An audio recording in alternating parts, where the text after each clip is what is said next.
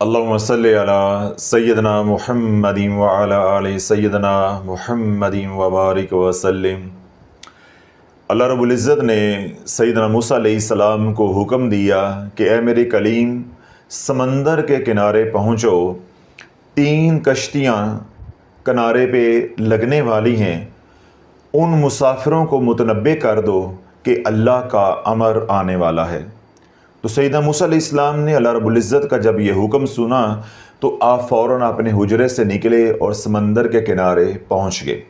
سیدنا موسیٰ علیہ السلام فرماتے ہیں کہ جب میں سمندر کے کنارے پہنچا تو سمندر پرسکون تھا، یعنی اس کے اندر موجیں نہیں اٹھ رہی تھی۔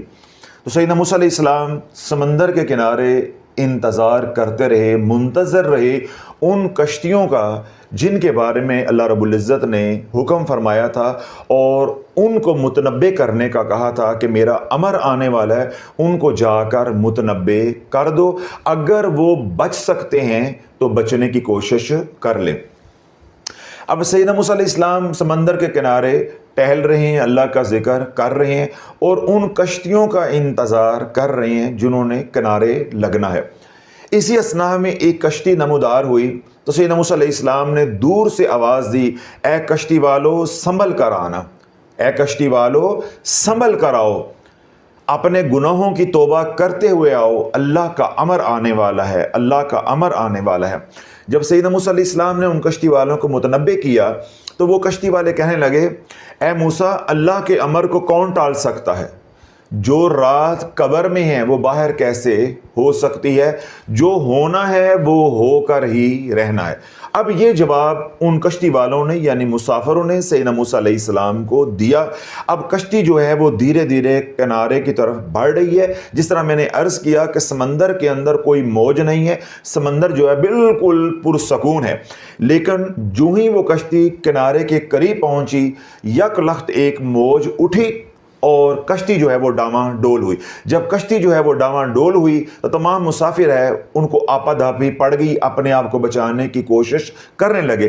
جب وہ اپنے آپ کو بچانے کی کوشش میں تھے تو کشتی اپنا توازن کھو بیٹھی، یوں وہ کشتی جو ہے وہ سمندر برد ہو گئی، پانی میں ڈوب گئی، جو مسافر تھے وہ غرق ہو گئے۔ اب سیدنا موسیٰ علیہ السلام ان کی تباہی کو دیکھ رہے ہیں اور اللہ کی جو مصلحتیں ہیں ان پہ بھی غور کر رہے ہیں کہ یہ اچھے بھلے کنارے کے قریب پہنچ رہے تھے تو بالکل سمندر کے ساحل کے قریب آ کر ان کو موت نے آ لیا ہے، اس کے اندر کیا حکمت ہے؟ تھوڑی دیر کے بعد دوسری کشتی نمودار ہوئی تو سیدنا موسیٰ علیہ السلام کی جب نگاہ پڑی تو آپ نے دور سے آواز دی، اے کشتی والو سنبھل کر آنا، گناہوں کی توبہ کرتے ہوئے آؤ، اللہ کا امر آنے والا ہے۔ تو انہوں نے بھی بالکل وہی جواب دیا جو پہلی کشتی والوں نے جواب دیا تھا کہ اللہ کے امر کو کون ٹال سکتا ہے، تقدیر کا لکھا کون بدل سکتا ہے، اگر ہماری موت آئی ہے تو وہ آ کر ہی رہنی ہے، وہ گھڑی آگے پیچھے نہیں ہو سکتی۔ اب وہ مسافر ساحل کی طرف یعنی وہ کشتی ساحل کی طرف بڑھ رہی ہے، جب وہ کشتی بھی ساحل کے قریب آئی تو موج اٹھی اور وہ لقمۂ اجل بن گئے، کشتی غرق ہو گئی، مسافر جو ہے وہ مر گئے۔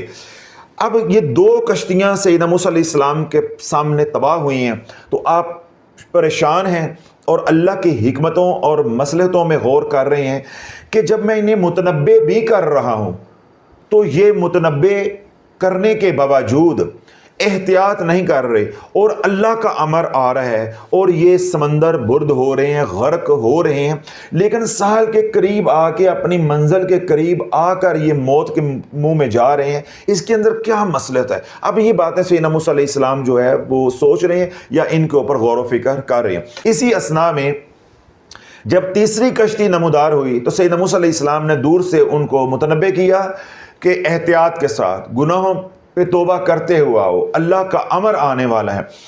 جب انہوں نے یعنی تیسری کشتی والوں نے سیدنا موسیٰ علیہ السلام کی اس تنبیہ کو سنا تو وہ عرض کرنے لگے، اے موسیٰ تو بھی حق ہے، تیرا رب بھی حق ہے اور اللہ کا امر جو آنے کو ہے وہ بھی حق ہے، لیکن اللہ کی رحمت بھی تو ہے۔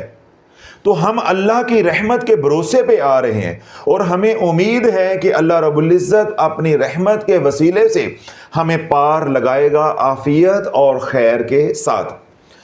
اب وہ کشتی جو ہے وہ دھیرے دھیرے ساحل کی طرف بڑھ رہی ہے اور بالآخر وہ ساحل پہ وہ کشتی جو ہے ساحل پہ پہنچ گئی، اپنی منزل پہ خیر و عافیت کے ساتھ پہنچ گئی۔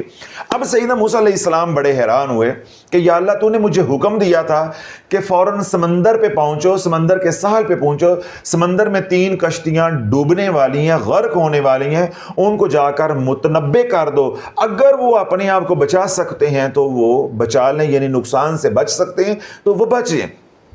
تو یا اللہ مجھے یہ بتایا گیا تھا کہ 3 کشتیاں غرق ہوں گی، 2 کشتیاں تو غرق ہو گئی ہیں، تیسری کا بچنا سمجھ میں نہیں آیا۔ تو اللہ رب العزت نے اپنے کلیم کو سیدنا موسیٰ علیہ السلام کو آواز دی کہ اے موسیٰ، آپ نے دیکھا نہیں کہ وہ کیا کہہ رہے تھے، آپ نے سنا نہیں ہے کہ وہ کیا کہہ رہے تھے، وہ یہ کہہ رہے تھے کہ تو بھی حق ہے، تیرا رب بھی حق ہے، تیرے اللہ کا امر بھی حق ہے، تیرے اللہ کا حکم بھی حق اور سچ ہے، لیکن ہم رب کی رحمت کے بھروسے پر سفر کر رہے ہیں، اس کی رحمت کے بھروسے پہ چلے آ رہے ہیں، اور ہمیں امید ہے کہ اللہ کی رحمت ہمیں عافیت اور خیر کے ساتھ پار لگائے گی۔ تو اے میرے موسیٰ، جو باب رحمت پہ آ کے دستک دیتا ہے، میرے رحمت کے دروازے پہ آ کے دستک دیتا ہے، جو میری رحمت کا دامن جو ہے وہ تھام لیتا ہے، پھر میں اس کو مایوس نہیں کرتا۔ انہوں نے اپنی قابلیت پہ بھروسہ کیا اور تیسری کشتی والوں نے میری رحمت پہ بھروسہ کیا، تو جو پھر میری رحمت پہ بھروسہ کر لیتا ہے میں اس کو تنہا نہیں چھوڑتا، اس کو میں پار لگا کر چھوڑتا ہوں، اس کو میں غرق نہیں ہونے دیتا، اس کا میں نقصان نہیں ہونے دیتا۔ اللہ بولو، آج لوگ اپنی قابلیت کی وجہ سے، اپنے پیسے کی وجہ سے، اپنی صلاحیتوں کی وجہ سے، اور جو عبادت گزار ہیں یعنی جو مذہبی طبقہ ہے وہ اپنے عبادت کی وجہ سے، اور جو وظائف پڑھنے والا طبقہ ہے وہ وظائف پڑھ کے اپنے آپ کو برباد کیے جا رہا ہے۔ ان کا دھیان اپنی اعمال پہ تو ہے لیکن اللہ کی رحمت کا بھروسہ نہیں ہے۔ باب رحمت پہ یعنی رحمت کا جو دروازہ ہے اس پہ دستک نہیں دے رہے۔ بے شک اعمال کرنے چاہیے، اعمال کے بغیر گزارا نہیں ہے، لیکن ان کو ٹھوکر کہاں لگ رہی ہے کہ جیسے اعمال کرنے کی توفیق بھی اللہ کی رحمت سے ملتی ہے، ایسے بھی اعمال قبول بھی اللہ کی خاص رحمت سے ہوتے ہیں۔ بسا اوقات یہ ہوتا ہے کہ اللہ اپنی رحمت سے اعمال کرنے کی توفیق تو دے دیتا ہے لیکن اعمال قبول نہیں ہوتے۔ تو اللہ بولو، جو اعمال کر لیے مگر قبول ہی نہ ہوئے، نہ دنیا کا کوئی نفع ہوا نہ آخرت کا کوئی نفع ہوا، تو پھر ان اعمال کو کرنے کا فائدہ کیا؟ آج جو لوگ وظائف پڑھ کے برباد ہوئے ہیں، یہ کیا ہے کہ ان کو اعمال کرنے کی توفیق مل گئی لیکن ان کو نفع نہیں ہوا، یعنی وہ رحمت خاص نہیں ہوئی کہ یہ اعمال اللہ کی بارگاہ میں قبول نہیں ہوئے۔ جو یہ لوگ اعمال کرتے گئے یا کر رہے ہیں آج بھی، تو یہ قبر میں اترتے جا رہے ہیں، اب یہ نہ زندوں میں ہیں اور نہ یہ مردوں میں، جبکہ انہوں نے اعمال اس جذبے اور جوش اور نیت سے کیے تھے کہ ان اعمال سے ہماری بگڑی بن جائے گی۔ ان کو ٹھوکر کہاں لگی کہ اعمال بھی کرنے ہیں اور مناجات بھی کرنی ہے، اللہ سے عاجزی بھی کرنی ہے، اللہ سے قبولیت کی مہریں بھی لگوانی ہے کہ اللہ قبول کر لے۔ سیدنا ابراہیم علیہ السلام اور سیدنا اسماعیل علیہ السلام اب چنائی کر رہے ہیں، گارے مٹی کے ساتھ چنائی کر رہے ہیں، کعبۃ اللہ کی تعمیر کر رہے ہیں، اور ساتھ اللہ سے عاجزی کر رہے ہیں، مناجات کر رہے ہیں، ربنا تقبل منا، ربنا تقبل منا، اے ہمارے رب اس کو قبول کر لے، اس کو قبول کر لے، اس کو قبول کر لے۔ تو اللہ بولو، یہ ہے وہ ہماری خطا، یہ ہے وہ ہماری غلطی، یا یہ ہے وہ ٹھوکر جو ہمیں لگی ہے بالخصوص وظائف پڑھنے والے لوگوں کو، یا آج کے دور میں جو محنت ریاضت یعنی عبادت کرنے والے لوگ ہیں، جب وہ عبادت میں مشغول ہو جاتے ہیں، اس طرح وظائف کرنے والے لوگ وظائف میں مشغول ہو جاتے ہیں تو وہ دعاؤں سے مناجات سے محروم ہو جاتے ہیں۔ میں نے ڈنگے کی چوٹ پہ 1.5 سال سے یہ بات کہی اور کہہ رہا ہوں کہ جو لوگ وظائف کرنے والے ہیں ان کے ہاں نہ آپ کو دعائیں ملیں گی، نہ مناجات ملیں گی، نہ درود پاک ملے گا اور نہ استغفار ملے گا، اور اگر یہ تینوں اعمال ملیں گے بھی تو نہ ہونے کے برابر بہت مختصر وقت کے لیے یعنی قلیل ملیں گے۔ باقی ان کا سارا وقت اوراد و وظائف پہ لگتا ہے کہ ہم وظیفے پڑھ کے تقدیر کو بدل کے چھوڑیں گے، حالات کو بدل کے چھوڑیں گے، اپنے کام اللہ سے کروا کے چھوڑیں گے۔ پھر جب وہ اس ضد پہ آ جاتے ہیں تو اللہ رب العزت پھر ان کو ان کی ضد کے اندر ہی تھکا دیتا ہے، ان کو ان کے ارادوں کے اندر ہی تھکا دیتا ہے، اور ملتا کچھ نہیں ہے سوائے بربادی کے۔ جتنا وہ پڑھتے جاتے ہیں مایوس بھی ہوتے جاتے ہیں، تھکتے بھی جاتے ہیں، اور ملتا بھی کچھ نہیں، اور بالآخر وہ رجت کا شکار ہو جاتے ہیں۔ پھر خود نہیں اجڑتے بلکہ اپنی نسلوں کو بھی اجاڑ کر رکھ دیتے ہیں۔ کیوں؟ انہوں نے بھروسہ کیا اپنے اعمال کے اوپر، وہ یہ بھول گئے کہ اعمال کی توفیق مل جانا ایک الگ انعام ہے، پھر ان اعمال کا قبول ہو جانا یہ خاص الخاص انعام ہے۔ اعمال کی توفیق مل گئی، بہت بڑی بات ہے، اللہ کا کرم ہے۔ جس طرح میں نے کہا کہ اعمال تو کر لیے، جب اعمال قبول ہی نہ ہوئے تو پھر کرنے کا کیا فائدہ ہوا؟ تو اس لیے اللہ بولے جب اعمال کرو، چاہے کوئی بھی عبادت کرو یا کوئی بھی عمل کرو، تو اللہ کا شکر ادا کرو کہ اللہ نے مجھے عمل کرنے کی توفیق عطا فرمائی ہے۔ پھر ساتھ ساتھ عاجزی بھی پیش کرو، مناجات بھی کرو کہ اے اللہ میری اس ہمت کو، کوشش کو، میرے اس عمل کو، میرے اس وظیفے کو، یا جو بھی آپ کر رہے ہیں، یا اللہ اپنی بارگاہ رحمت میں شرف قبولیت عطا فرما، اس کو قبول فرما لے۔ یہ اس پائے کا نہیں ہے، اس درجے کا نہیں ہے، اس میں اتنا اخلاص نہیں ہے، یا تیری شان نہیں ہے کہ میں تیرے دربار میں پیش کر سکوں، لیکن یا اللہ تو اپنی رحمت کے صدقے میرے اس عمل کو قبول و منظور فرما لے۔ تو اللہ جب اعمال کرنے والا شخص یعنی عامل جو ہے وہ اعمال بھی کر رہا ہوگا اور اس کی نگاہ یا اس کا بھروسہ اللہ کی رحمت پہ بھی ہوگا، تو انشاءاللہ عمل کے دوران بھی آسانی ہوگی اور عمل بھی قبول ہوگا، یعنی جس مقصد کے لیے انسان عمل کرے گا وہ مقصد بھی اس کو حاصل ہو جائے گا۔ جب آپ اعمال کر رہے ہیں، آپ کی نگاہ صرف محض عمل کے اوپر ہے، اس کی قبولیت کی طرف آپ کا دھیان نہیں ہے، یا اللہ سے نہیں مانگ رہے، تو اللہ بولے وہ عمل آپ کو لڑ جائے گا، آپ کے لیے وہ مسائل اور آزمائشیں لے کر آئے گا، پریشانیاں لے کر آئے گا۔ دوران عمل بھی آپ پریشان ہوں گے، اور عمل کے بعد ملنا بھی کچھ نہیں ہے سوائے ذلت کے، سوائے رسوائی کے، سوائے مالی تنگ دستی کے، سوائے لا علاج بیماریوں کے، اور سوائے گھر کے اندر بد اتفاقی، جھگڑے اور قرض کے یعنی مقروض ہونے کے علاوہ آپ کو کچھ نہیں ملنا۔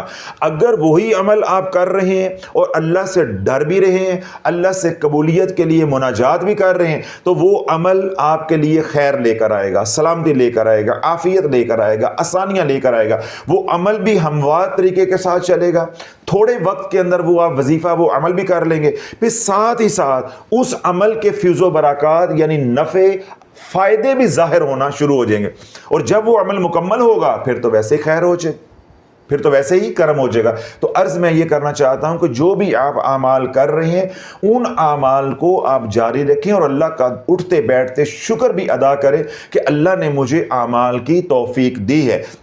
لیکن یہ بات مت بھولیں کہ میں نے ان اعمال کو اللہ کی بارگاہ میں قبول بھی کروانا ہے، یعنی عرض یہ کرنا چاہتا ہوں کہ چلتے بھی رہو اور ڈرتے بھی رہو۔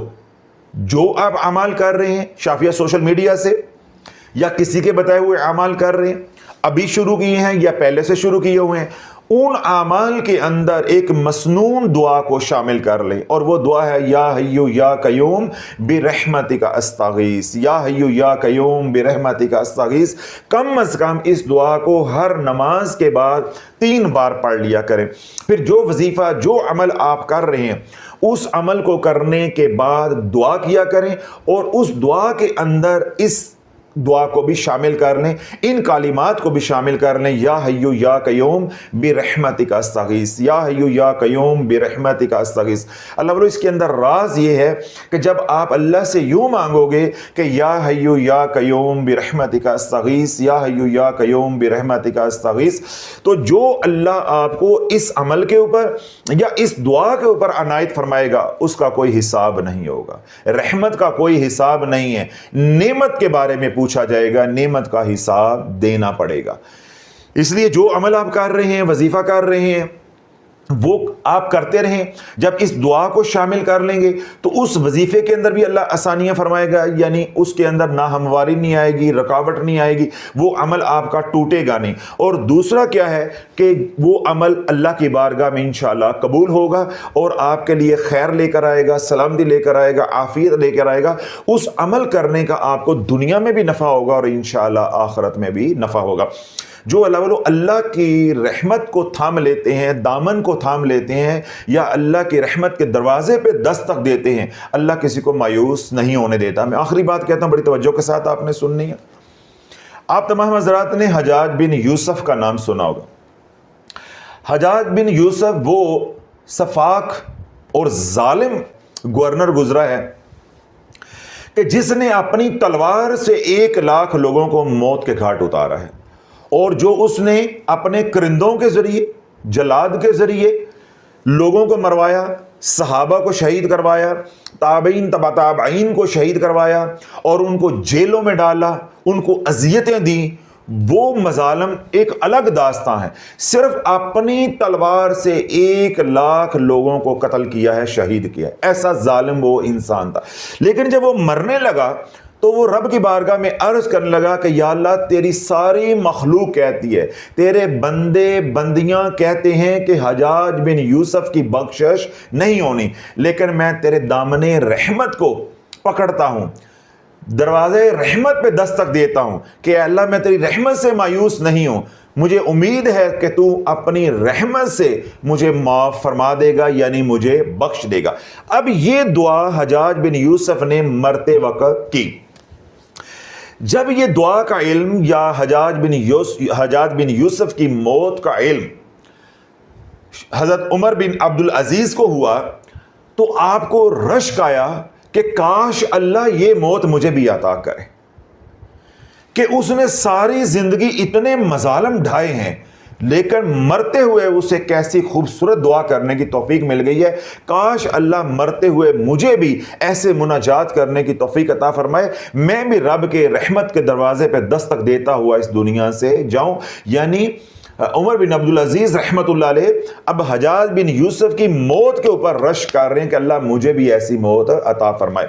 پھر جب یہ بات چلتے چلتے شیخ حسن بصری رحمت اللہ علیہ کے پاس پہنچی تو آپ نے لوگوں سے پوچھا، کیا تم گواہی دیتے ہو کہ مرتے وقت وہ یہ دعا کر رہا تھا؟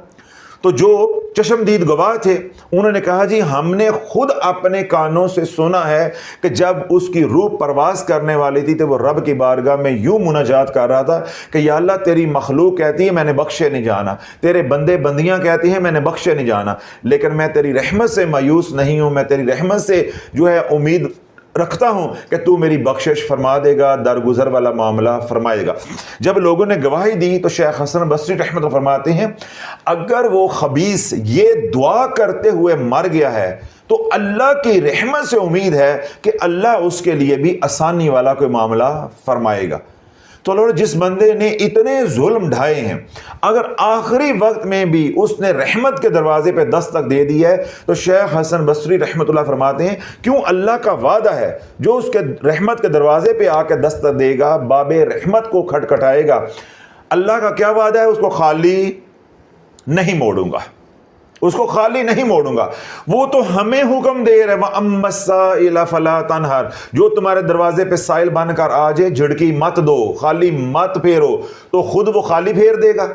تو اس لیے جو اللہ والا دنیا میں اللہ کے رحمت کے دروازے پر دستک دیتا ہے اس کی جھولی خالی نہیں رہتی۔ عرض یہ کرنا چاہتا ہوں کہ اعمال کا تکبر اپنے اندر بڑھنے نہیں دو کہ ہم اعمال کر رہے ہیں، ہم عبادت کر رہے ہیں، ہم ریاضت کر رہے ہیں، ہم چلے لگا رہے ہیں، ہم قرآن پڑھ رہے ہیں، ہم دعوت و تبلیغ کا کام کر رہے ہیں، یا میں کوئی فلاں نیک عمل کر رہا ہوں، حج عمرے کر رہا ہوں، اگر اللہ راضی نہ ہوا، اللہ ہی کو پسند نہ آئے، اللہ نے منہ پہ دے مارے، تو یہ سب کچھ کرنے کا کیا فائدہ؟ مختصر اور آسان سی مثال اور بات یہ ہے کہ ایک دلہن بنتی ہے، سمرتی ہے اپنے حساب سے، اور بہت خوبصورت جو ہے وہ سمرتی ہے، اور سمرنے کے بعد بہت خوبصورت دکھتی ہے، دکھائی دیتی ہے، لیکن پہلی ہی رات، سہاگ رات کو ہی اس کا شوہر جب اس کو دیکھتا ہے اس کو ہی پسند نہیں آتی، تو اللہ والو اس کا سمرنا سارے زمانے کو پسند آ گیا، لیکن اپنے شوہر کو پسند نہ آیا تو اس کے سمرنے کا کیا فائدہ؟ اسی طرح سارا زمانہ ہمیں کہتا رہا کہ ہماری اماں بڑی عبادت گزار ہے، ہمارے ابو بڑے حاجی ہیں، میں بڑا تبلیغی ہوں، فلاں بڑا اچھا ہے، بڑے اعمال کرتا ہے، بڑا مذہبی ہے، لوگ ہماری تعریفیں کرتے رہے، لیکن ہمارے اعمال اللہ ہی کو پسند نہ آئے تو دوسروں کی تعریف ہمیں کیا نفع دے گی؟ تو آج جو لوگ وظائف کرتے ہیں وہ معاشرے کے اندر بڑے معتبر کہلاتے ہیں. تو شافعی نے جب راز سارے کھول دیے ہیں کہ تم معتبر نہیں ہو بلکہ تم ظالم ہو کہ تم نے دنیا کی ہوس میں پاگل ہو کے شرائط کے بغیر وظائف کیے کہ ہمیں دنیا کا یہ بھی ملے جی، ہمیں دنیا کا یہ بھی ملے. تمہیں ملا تو کچھ نہ، جو کچھ تھا وہ بھی چھن گیا، اور تم نے اپنی اولادوں کو، اپنی نسلوں کو بھی موت کے گھاٹ اتار دیا، ان کو بھی ذلت کی وادیوں میں کھو دیا ہے، اور ایسی وادیوں میں ان کو اتار دیا ہے کہ اب ان کو کوئی نکالنے والا کوئی نہیں ہے. چاہے تم نے یہ عمل لا علمی میں کیا ہے یا جانتے ہوئے کیا ہے، شعوری کیا ہے یا لا شعوری کیا ہے، اب امت کے اوپر حجت پوری ہو چکی ہے. اب راز راز نہیں رہا، یہ راز فاش ہو گیا ہے کہ جب دنیا کی ہوس میں خواہشات کو پورا کرنے کے لیے نفس کے ہاتھوں مجبور ہو کے، مغلوب ہو کے جب ہم شرائط کے بغیر وظائف کریں گے تو ہم وظائف کرنے والے، عبادت کرنے والے تو کہلوائیں گے، لیکن اللہ کی بارگاہ میں مقبولین میں شامل نہیں ہو سکتے یا مقبول نہیں کہلوا سکتے. کیوں؟ ہماری نگاہ وظائف پہ چلی گئی، ہماری نگاہ اعمال پہ چلی گئی. میں دعوت و تبلیغ کا کام کر رہا ہوں، میری نگاہ اس کام پہ چلی گئی کہ میں تو اتنا دعوت کا کام کر رہا ہوں. میں حج عمرے کر رہا ہوں تو میری نگاہ حج عمرے پہ چلی گئی. میں نمازیں پڑھ رہا ہوں تو میری نگاہ نمازوں پہ چلی گئی.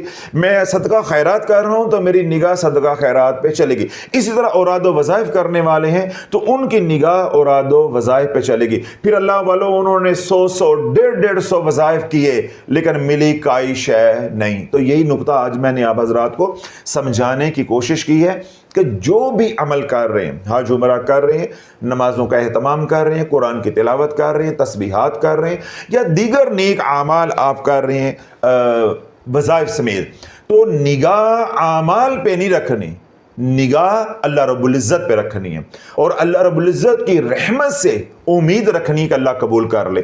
تو عمل کے دوران بھی، عمل سے پہلے بھی، عمل کے دوران بھی، عمل کے اختتام پہ بھی اللہ سے دعا کرتے رہنا، مناجات کرتے رہنا کہ یا اللہ یہ عمل بھی تیری توفیق سے ہوا ہے، تو یا اللہ یہ قبول بھی تیرے امر سے ہونا ہے. اگر تو قبول نہ کرے تو یہ عمل تو اس شان نہیں ہے کہ میں تیری بارگاہ میں پیش کروں اور قبول کروا لوں، کیونکہ میرے پاس تو کوئی اختیار ہی نہیں ہے، تصرف ہی نہیں ہے. میں نے تو جیسا بھی کیا ہے ناقص ہے، کامل ہے، جیسا بھی ہے کیا بھی تیری توفیق سے ہے، اور میں بارگاہ میں عرضی ڈال رہا ہوں کہ تو اپنے کرم سے، اپنی رحمت سے اس کو قبول بھی فرما لے. تو یوں اللہ والو چلو گے تو میں نے یہ بات عرض کی ہے کہ عمل کے دوران بھی آپ پریشانیوں سے بچے رہو گے، اور عمل کے بعد انشاءاللہ آپ کو دنیا کے بھی نفع ہوں گے اور آخرت کے بھی نفع ہوں گے.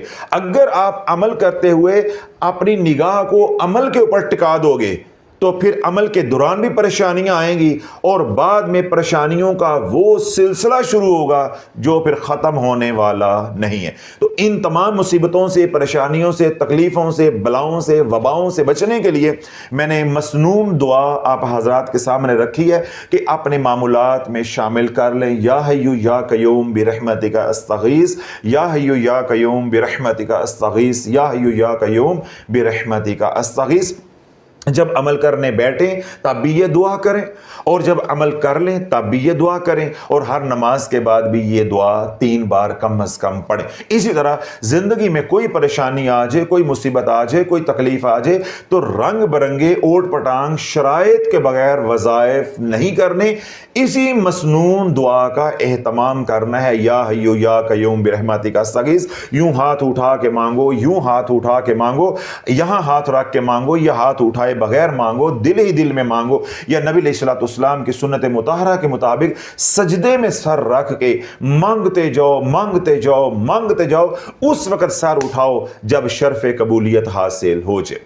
بدر میں جب کڑا وقت آیا، حضور علیہ الصلوۃ والسلام کی ذات اقدس پہ، حضور علیہ الصلوۃ والسلام کی پیاری امت پہ، آپ کے غلاموں پہ، دین کے اوپر، تو اللہ کے نبی علیہ الصلوۃ والسلام نے میدان بدر کے اندر سجدے میں سر رکھ کے یہی دعا کی تھی، یا حیو یا قیوم برحمتک استغیث، یا حیو یا قیوم برحمتک استغیث. اور اللہ کے نبی علیہ الصلوۃ والسلام سجدے میں، یعنی حالت سجدہ میں زار و قطار ہچکیاں لے کر رو رہے تھے اور یہ دعا کر رہے تھے.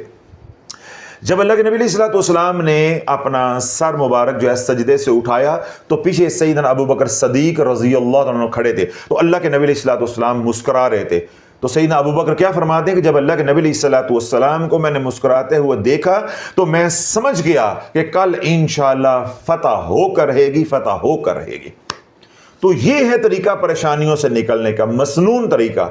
دعا بھی میں نے بتا دی ہے اور ساتھ ادا بھی بتا دی ہے کہ یوں مانگو، ایسے ہاتھ کر کے مانگو جس طرح اللہ کے نبی علیہ الصلوۃ والسلام نے میدان عرفات میں 6 گھنٹے یوں ہاتھ اٹھا کر شدید گرمی کے اندر دعا مانگی ہے۔ ان دعاؤں کے اندر بھی یہ دعا تھی، یا حیو یا قیوم برحمتک استغیث، اپنے لیے بھی اور اپنی امت کے لیے بھی، قیامت تک آنے والی امت کے لیے بھی۔ میدان بدر میں بھی جب کڑا وقت آیا تو اللہ کے نبی علیہ الصلوۃ والسلام نے یہی دعا مانگی۔ عرض یہ کرنا چاہتا ہوں کہ من گھڑت وظائف سے بچو، بغیر شرائط سے وظائف پڑھنے سے بچو، ان سے نفع کم، آپ کو نقصان اتنا ہوگا کہ آپ کی نسلیں بھی اس کا ازالہ نہیں کر سکیں گی۔ آپ غلطی کر کے قبر میں اتر جاؤ گے، نسلیں بھگتتی رہیں گی۔ کوئی پریشانی آ جائے، کوئی مصیبت آ جائے، یا کوئی مصیبت اس وقت بھی موجود ہے، اسی دعا کو چلتے پھرتے اٹھتے بیٹھتے ہر حال کے اندر، وضو بغیر وضو، پاکی ناپاکی، دعا کی کوئی تعداد نہیں ہے۔ کتنے بیانات کے اندر میں نقطہ سمجھانے کی کوشش کی ہے کہ دعا اور اللہ کا ذکر، نہ اس کا کوئی وقت ہے، نہ اس کی کوئی تعداد ہے، نہ ہی اس کی کوئی شرائط ہے۔ کسی سے پوچھنے کی ضرورت نہیں ہے، دن رات مانگو اور ہر حال میں مانگو۔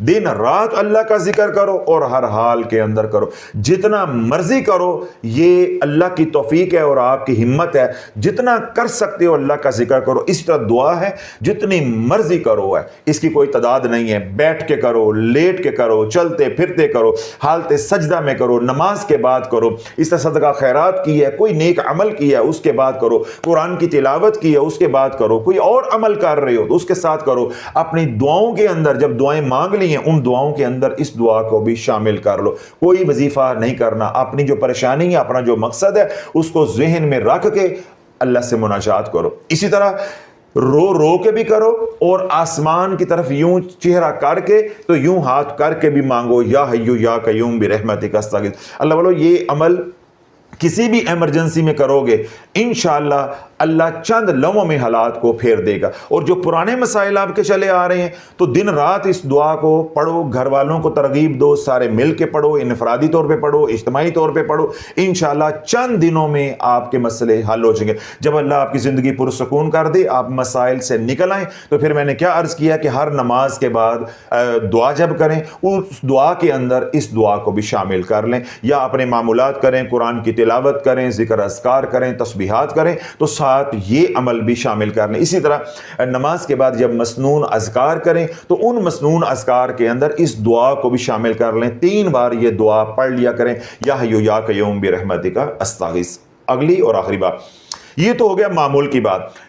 جب ایمرجنسی آ گئی، کوئی پریشانی آ گئی، کوئی تکلیف آ گئی، پھر کوئی تعداد نہیں ہے، پھر کھلا پڑھنا ہے، جتنا پڑھ سکتے ہیں خود بھی پڑھیں اور اپنے متعلقین کو، اپنے اہل و عیال کو، گھر والوں کو بھی ترغیب دیں کہ وہ بھی اس کا اہتمام کریں، اور ساتھ کملی والے پہ درود پڑھو، صلی اللہ علی محمد استغفر اللہ، صلی اللہ علی محمد استغفر اللہ۔ جب کوئی پریشانی کا عالم ہو تو پھر یہ 2 اعمال ہو جائیں گے، ایک ہو جائے گا یا حیو یا قیوم برحمتک استغیث، ایک ہو جائے گا صلی اللہ علی محمد استغفر اللہ۔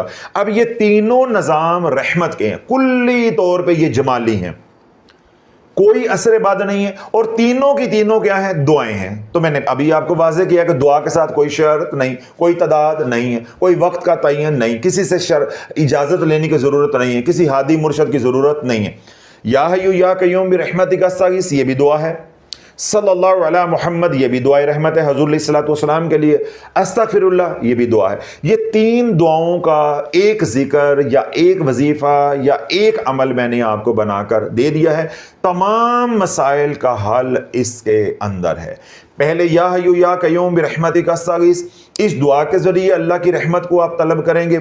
پھر جب کملی والے کا ذکر آئے گا تو اللہ کی رحمت ویسے ہی نچھاور ہوگی، ان اللہ و ملائکتہ یصلون علی النبی، کیونکہ اللہ کا درود پڑھنا کیا ہے کہ رحمت کا نازل کرنا۔ تو جب اللہ اپنے محبوب پہ رحمت نازل فرما رہا ہوگا تو چند چھینٹیں ہماری جولی میں بھی گر گئیں تو ہماری پریشانی ختم ہو جائے گی۔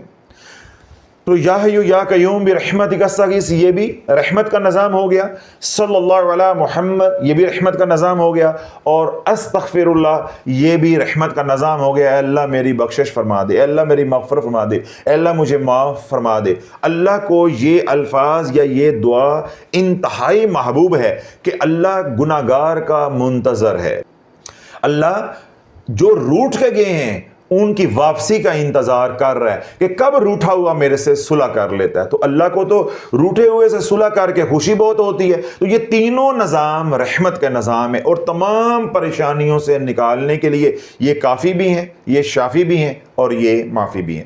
ان تین اعمال کو جوڑ کے جو ایک عمل بنتا ہے، یا حی یا قیوم برحمتک استغیث صلی اللہ علی محمد استغفر اللہ، اس عمل سے آپ نے باہر نہیں نکلنا۔ ایک تو یہ ترتیب ہو گئی۔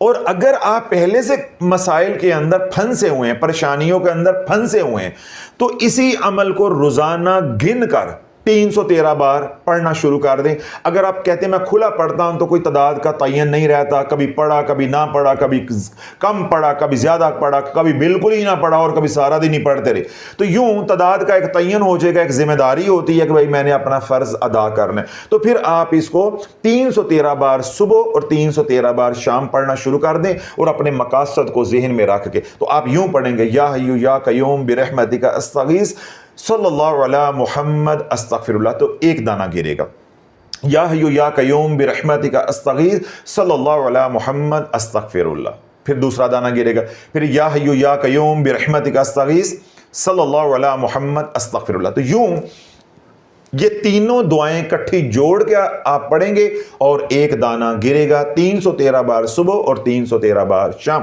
اگر آپ یہ عمل اپنے مسائل حل ہونے کے بعد ساری زندگی کے لیے حصہ بنا لیں تو اللہ والو آپ سے خوش نصیب کون ہوگا زیادہ۔ اور اگر آپ کے میرے پاس اتنی فرصت نہیں ہوتی، اب میرا مسئلہ حل ہو گیا ہے، تو پھر یہی عمل کم از کم جو ہے 21 بار صبح اور 21 بار شام ساری زندگی کرتے رہیں، اور ہر نماز کے بعد دعا میں 3 بار اس عمل کو شامل کر لیں، تو یہ عمل بھی آپ کے ہاتھ میں رہے گا۔ کبھی زندگی میں کوئی پریشانی، مصیبت، تکلیف دوبارہ آ جاتی، کوئی آزمائش دوبارہ آ جاتی ہے، برے حالات دوبارہ اللہ نہ کرے آ جاتے ہیں، تو دوبارہ سے آپ اسی عمل کو 313 بار پڑھنا شروع کر دیں۔ تو اللہ رب العزت مجھے بھی آپ کو بھی وہ تمام مسنون اعمال کرنے کی توفیق عطا فرمائے جن میں اللہ کی رضا شامل ہے، ہمیں تمام ان اعمال سے بچائے جو بدعت ہیں، خرافات ہیں، یا من گھڑت جھوٹے اعمال ہیں جن کو مسنون اعمال کے ساتھ جوڑا جا رہا ہے، یا ان کی کوشش کرنی ہے جن اعمال کی اللہ کے نبی علیہ الصلوۃ والسلام نے اپنی امت کو خود تلقین فرمائی ہے۔ وہ 3 اعمال کون سے ہیں جن کی اللہ کے نبی علیہ الصلوۃ والسلام نے تلقین فرمائی ہے؟ ان میں پہلا عمل یہ ہے، حضور علیہ الصلوۃ والسلام نے ارشاد فرمایا کہ جو تم میں سے ماہ سفر کو پائے وہ کثرت سے استغفار کرے۔ اگر آپ عملیات کے میدان کے مسافر ہیں، یعنی کسی عمل کی زکوٰۃ دے رہے ہیں، یعنی عمل آپ کا چل رہا ہے، لوگوں کا علاج معالجہ کرتے ہیں، اس طرح سالکین ہیں، یا آپ اپنے پیاروں کا روحانی علاج کر رہے ہیں، یا کہیں سے روحانی علاج کروا رہے ہیں، اگر آپ اس مہینے میں استغفار کی کثرت نہیں کریں گے، آپ کے اعمال کے فاسد ہونے کا یا آپ کے اعمال کے رک جانے کا امکان بہت زیادہ بڑھ جائے گا۔ اتنی آفات و بلیات کا نزول ہوگا، اتنے نقصانات ہوں گے کہ آپ دل برداشتہ ہو سکتے ہیں۔ تو پہلا کام آپ نے کرنا ہے کثرت سے استغفار۔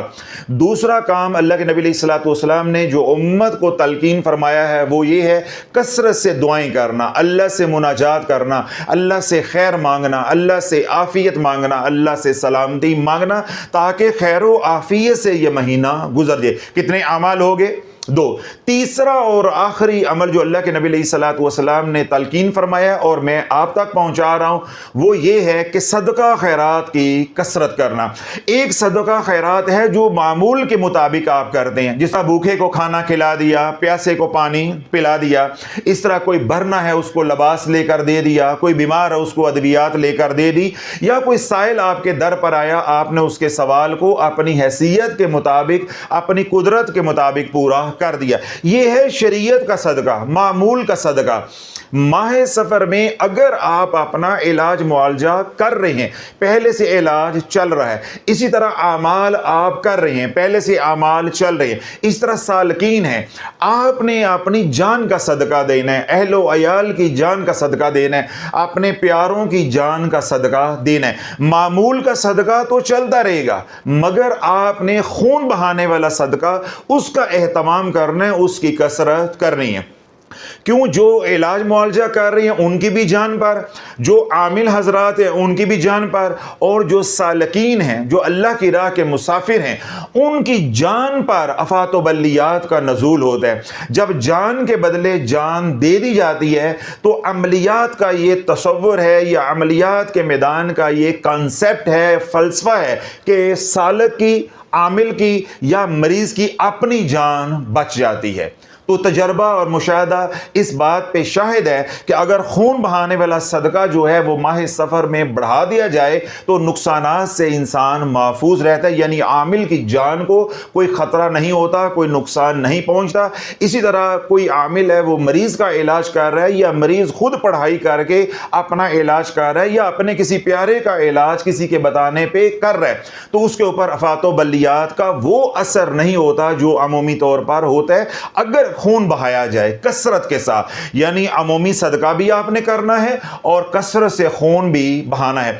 یہ تین اعمال ہیں جو اللہ کے نبی علیہ الصلوۃ والسلام نے خود اپنی امت کو تلقین فرمائے ہیں اور میں نے آپ تک پہنچائے ہیں۔ اب ان تین اعمال کے ساتھ ایک عمل آپ نے کرنا ہے، وہ صرف ایک گھڑی کا عمل ہے، ایک دن کا عمل ہے، ایک رات کا عمل ہے، وہ ایک ہی بار کرنے والا عمل ہے۔ وہ عمل کیا ہے کہ آپ نے کسی بھی دن میں یا کسی بھی رات میں 4 رکعت نماز نفل پڑھنی ہے، اور چاروں رکعتوں کی اکٹھی نیت کرنی، یعنی دو دو کر کے نہیں پڑھنے۔ آپ نے نیت کرنی 4 رکعت نماز نفل، اللہ اکبر۔ آپ ثنا پڑھیں گے، ثنا کے بعد سورۃ فاتحہ پڑھیں گے، سورۃ فاتحہ کے بعد پہلی رکعت میں آپ سورۃ الکافرون پڑھیں گے 11 بار، قل یا ایھا الکافرون 11 بار۔ ہر سورت کو ہر بار آپ نے بسم اللہ شریف کے ساتھ پڑھنا ہے۔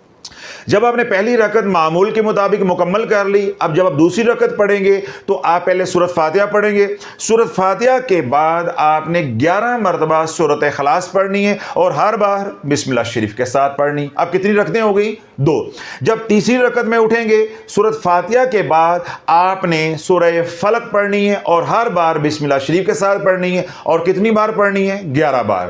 اس طرح چوتھی رکعت میں بھی سورۃ فاتحہ کے بعد آپ نے سورہ ناس پڑھنی ہے، 11 بار پڑھنی ہے، اور ہر بار بسم اللہ شریف کے ساتھ پڑھنی ہے۔ آسان طریقہ یاد رکھنے کا یہ ہے کہ آپ نے 4 رکعت نماز نفل پڑھنی ہے اور 2 سلاموں کے ساتھ پڑھنی، یعنی چاروں رکعتوں کی اکٹھی نیت کرنی ہے اور 4 کل پڑھنے ہیں۔ جس ترتیب سے چاروں کل ہیں اسی ترتیب سے پڑھنے ہیں، اور 11 بار ہر کل کو پڑھا جائے گا، اور ہر بار ہر سورت کو بسم اللہ شریف کے ساتھ پڑھا جائے گا۔ اب آپ نے 4 رکعت نماز نفل پڑھ لی اور ہر رکعت میں ایک ایک کل کو 11 بار پڑھ لیا۔ اب آپ نماز سے فارغ ہو گئے، سلام پھیر دیا، اس کے بعد جو آپ نے تسبیحات کرنی ہے ان کو آپ توجہ سے سن لیں۔ آپ 70 بار پڑھیں گے استغفر اللہ استغفر اللہ استغفر اللہ۔ اگر آپ سید الاستغفار کریں تو کمال ہو جائے گا، اس کا بہت اجر و ثواب ہے۔ استغفر اللہ الذی لا الہ الا هو الحی القیوم واتوب الیہ۔ 70 مرتبہ سید الاستغفار کریں۔ اگر یہ دعا نہیں آتی تو آپ یہ پڑھ سکتے ہیں استغفر اللہ رب من کل ذنب واتوب الیہ۔ اگر یہ دعا بھی نہیں آتی تو پھر اللہم اغفر لی اللہم اغفر لی اللہم اغفر لی۔ اگر یہ بھی نہیں آتی ربنا اغفر لی ربنا اغفر لی ربنا اغفر لی، یا محض جو میں نے کہا استغفر اللہ استغفر اللہ استغفر اللہ۔ یعنی 4 رکعت نماز نفل پڑھنے کے بعد آپ نے جو اذکار کرنے ہیں ان اذکار میں جو پہلا ذکر ہے وہ ہے استغفار۔ 70 بار آپ استغفار کریں گے، 70 بار آپ پڑھیں گے ایاک نعبد و ایاک نستعین، ایاک نعبد و ایاک نستعین، ایاک نعبد و ایاک نستعین۔ 70 بار آپ یہ پڑھیں گے، اور 70 بار کملی والے پہ درود مغفرت پڑھیں گے۔ درود मग़फ़रत क्या है? अल्लाहुम्मा सल्लि अला मुहम्मद व अला आले मुहम्मद व बारिक व सल्लिम। अल्लाहुम्मा सल्लि अला मुहम्मद व अला आले मुहम्मद व बारिक व सल्लिम। अल्लाहुम्मा सल्लि अला मुहम्मद व अला आले मुहम्मद व बारिक व सल्लिम। यूं 4 रकात नमाज नफल पढ़ने के बाद आपने ये 3 आमाल करने जो मैंने तफसील से आपको समझा दिए। 70 बार इस्तग़फ़ार, 70 बार दुआ करनी इय्याका नअबुदु व इय्याका नस्तईन, और 70 बार दुआए रहमत करनी है हुज़ूर अलैहिस्सलातु वस्सलाम के लिए, यानी दुरूदे मग़फ़रत पढ़ने। जब आप ये 4 रकात नमाज नफल पढ़ेंगे, साथ ये 3 अज़कार करेंगे, तो आपको क्या मिलेगा?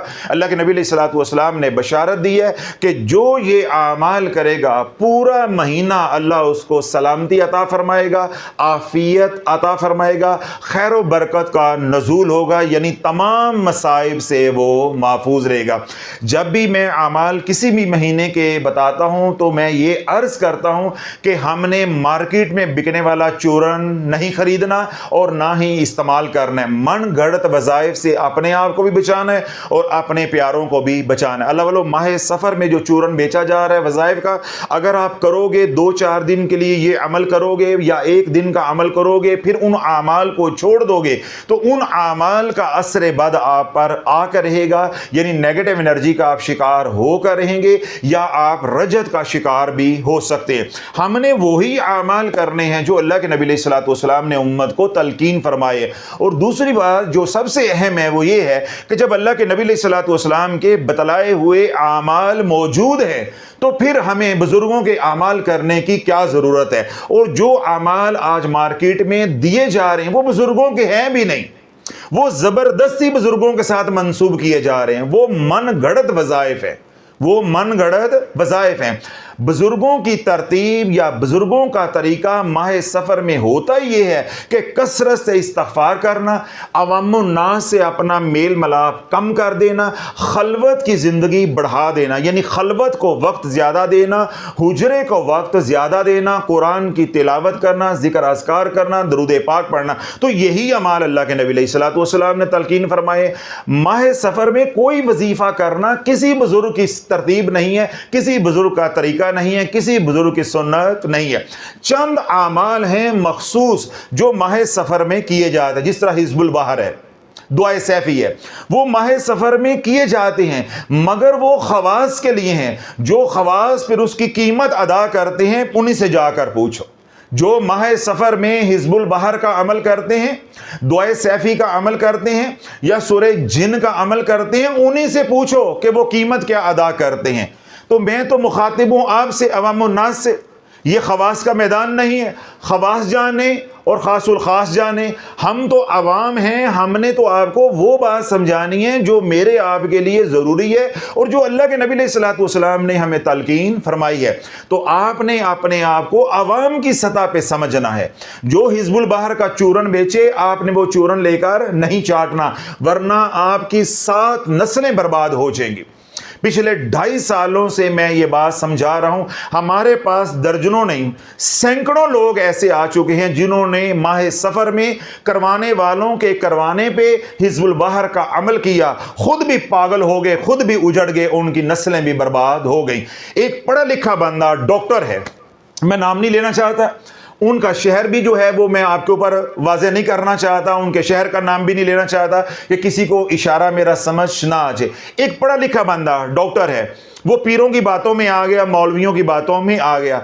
उसने जाकर पैसा दे के, किराया लगा के, वहाँ पे वक्त गुजार के हिज़्बुल बहर का अमल किया। खुदा की इज्जत की कसम है, अब वो यहाँ पे भी किताब रख के पढ़ नहीं सकता, यहाँ पे किताब रख कर पढ़ नहीं सकता।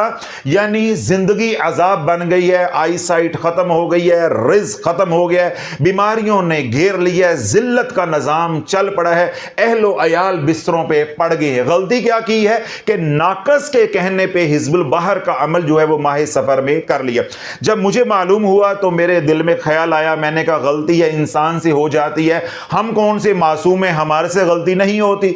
तो मैंने तरस खाया, मैंने कुछ अमाल बताए, कुछ तरीका बताया, उनकी की रहनुमाई की कि आप डॉक्टर साहब यूं करें तो ये पढ़ें, ये अमाल करें, अल्लाह खैर फरमा देगा। अब मुझे उनके चाहने वालों ने बताया कि हज़रत साहब अब कम अज़ कम वो चलना फिरना शुरू हो गए और 2.5-3 फुट तक उनको नज़र आना शुरू हो गया। यानी 2.5-3 फुट तक कोई अक्स उनको नज़र आता है, यानी उनको ये शायबा हो जाता है कि यहाँ कुछ मौजूद है। पहले तो वो 1 फुट तक भी देख नहीं सकते थे। अल्लाह बोलो ऐसी गलती करके आपने ना तो अपने आप को परेशान करना है और ना अपने प्यारों पे आपने जुल्म ढाना है। वही अमाल करने हैं जो अल्लाह के नबी सल्लल्लाहु अलैहि वसल्लम ने तलकीन फरमाए हैं और मैंने आप तक पहुंचाए हैं। इंतहाई आसान अमाल है। पहला अमल क्या है? कसरत से सदका और खैरात। दूसरा अमल क्या है? कसरत से दुआएं। तीसरा अमल क्या है? कसरत से इस्तग़फ़ार। मुझे बताओ इन तीनों में क्या मुश्किल है? और एक अमल है वो एक ही घड़ी का करने वाला है, एक ही वक्त का करने वाला है, वो 4 रकात नमाज नफल है। आप सुबह में पढ़ लें, रात में पढ़ लें, जब आसानी है तब आप पढ़ लें। वो ख़वातीन जिनके अयाम चल रहे हैं इन दिनों में वो ये अमल नहीं कर सकती, ठीक है, वो जो अज़कार हैं वो करती रहें। जो ही वो तहारत अख्तियार कर लें, पाक हो जाए, आज हो जाए, 5 दिन बाद हो जाए, 7 दिन बाद गुस्ल कर लें, उसके बाद वो अमल कर लें। तो ये 4 अमाल कुल हैं, यानी दुआओं की कसरत, इस्तग़फ़ार की कसरत, सदका खैरात की कसरत और चौथा अमल मैंने नवाफल का बताया। जब आपने 4 रकात नमाज